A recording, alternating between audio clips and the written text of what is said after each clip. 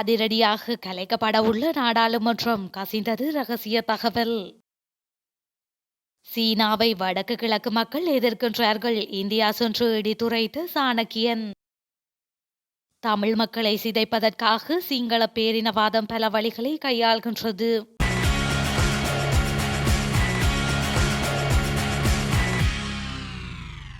எதிர்வரும் ஜூலை மாதம் அளவில் நாடாளுமன்றம் கலைக்கப்பட்டு முதலில் பொது தேர்தல் நடத்தப்படலாம் என்று அரசியல் வட்டாரங்களிலிருந்து தகவல்கள் கசிந்துள்ளது.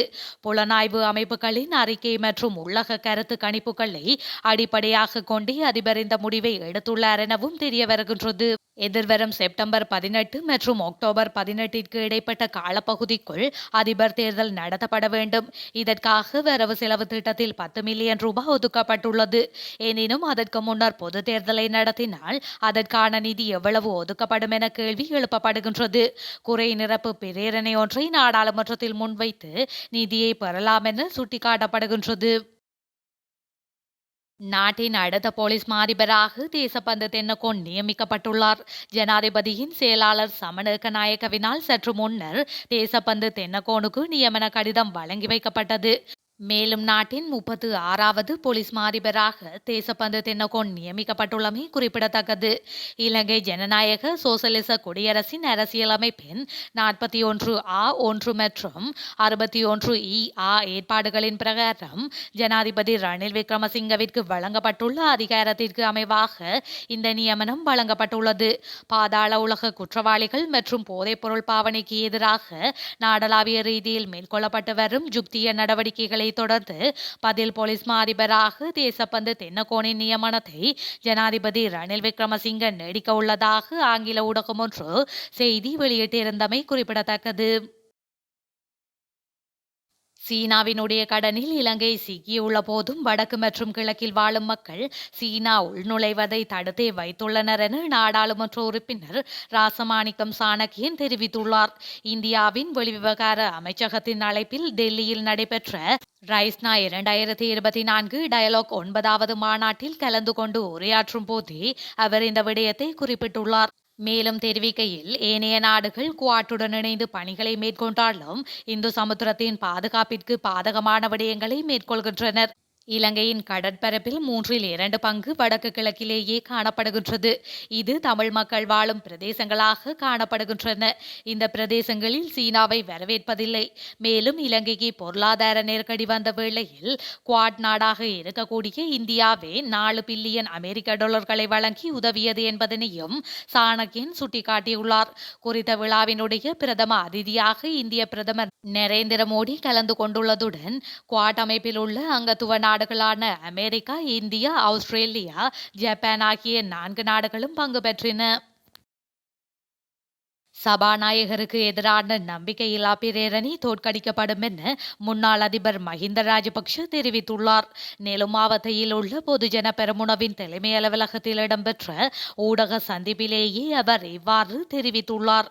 சபாநாயகர் மஹிந்த யாப்பா அபேவர்த்தன நாடாளுமன்றம் மற்றும் அரசியலமைப்பின் நம்பிக்கையை மீறியுள்ளதாக தெரிவித்து ஐக்கிய மக்கள் சக்தியினரால் சபாநாயகருக்கு எதிரான நம்பிக்கையில்லா பிரேரணை கொண்டுவரப்பட உள்ளது. சபாநாயகருக்கு எதிரான நம்பிக்கையில்லா பிரேரணையில் எதிர்க்கட்சி தலைவர் சஜித் பிரேமதாச தலைமையில் நாடாளுமன்ற உறுப்பினர் எம்.ஏ. சுமந்திரன், லக்ஷ்மன் கிரியல்ல, ஜி.எல். பீரிஸ், திசா அதநாயக்க, சந்திம வீரகொடி மற்றும் ஷான் விஜயலால் டி சில்வா ஆகியோர் இன்றைய தினம் கையொப்பமிட்டுள்ளனர்.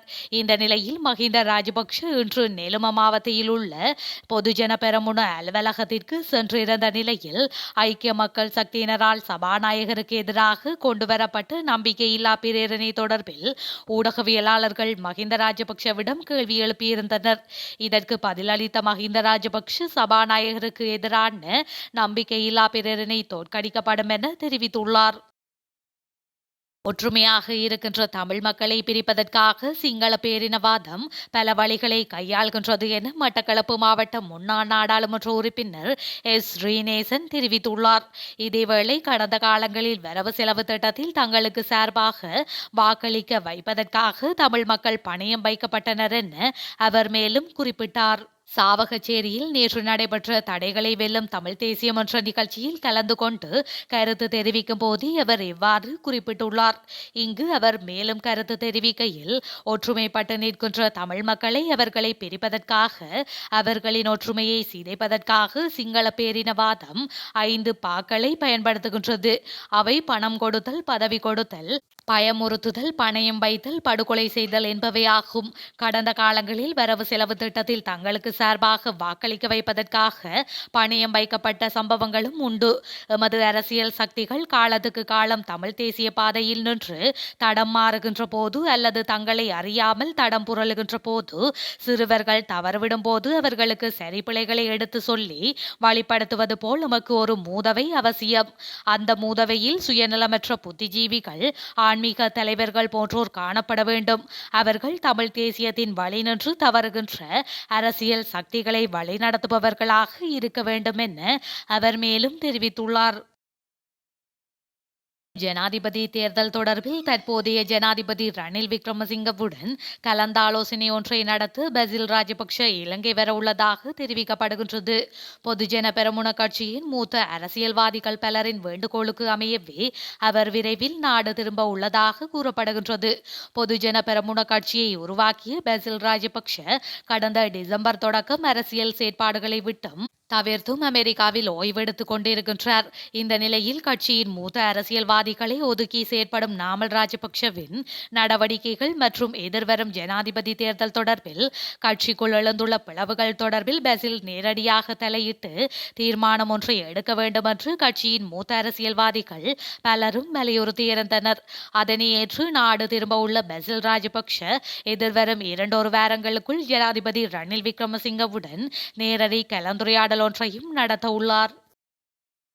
கோரிக்கை விடுக்கப்பட்டால் அதிபர் தேர்தலில் போட்டியிட தயாரென நாடாளுமன்ற உறுப்பினர் சம்பிக்க ரணவக்க தெரிவித்துள்ளார். அதிபர் வேட்பாளர் என்ற சவாலை எதிர்கொள்ள நேரிட்டால் அதனை ஏற்றுக்கொள்ள தயாரெனவும் அவர் குறிப்பிட்டுள்ளார். இதுகுறித்து அவர் மேலும் கூறுகையில், தேசத்திற்காக விரிவான அரசியல் கூட்டணி ஒன்று உருவாக்குவதற்கு திட்டமிட்டுள்ளது. பொதுவான இணக்கப்பாடுகளின் அடிப்படையில் அரசியல் கூட்டணிகளை அமைத்துக் கொள்ள விரும்புகின்றேன். பொது நோக்கம் ஒன்றுக்காக எமது பங்களிப்பினை வழங்க தயார் எனவும் அவர் குறிப்பிட்டுள்ளார்.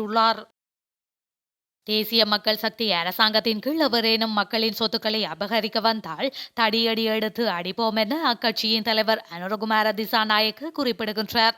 தனது ஆட்சேபனை சொத்து மற்றும் சொத்து வைத்திருப்பவர்களுக்கு எதிரானது அல்ல என்றும், பொதுமக்களின் சொத்துக்களை சட்டவிரோதமாக குவித்தவர்களுக்கு எதிரானது என்றும் அவர் தெரிவித்துள்ளார். அந்த குழுவில் அரசியல்வாதிகள் மற்றும் சில தொழிலதிபர்கள் இருப்பதாக அவர் கூறுகின்றார். அவ்வாறு இல்லாமல் பொதுமக்களின் சொத்துக்களை அபகரிக்க வாய்ப்பில்லை எனவும், அபகரிக்கப்பட மாட்டாது எனவும் அவர் மேலும் தெரிவித்துள்ளார். தேசிய மக்கள் சக்தி வங்கி மற்றும் நீதிமன்றத்தின் கொழும்பு மாவட்ட மன்றத்தில் கலந்து கொண்டு உரையாற்றும் போது அவர் மேற்கண்டவாறு தெரிவித்துள்ளார்.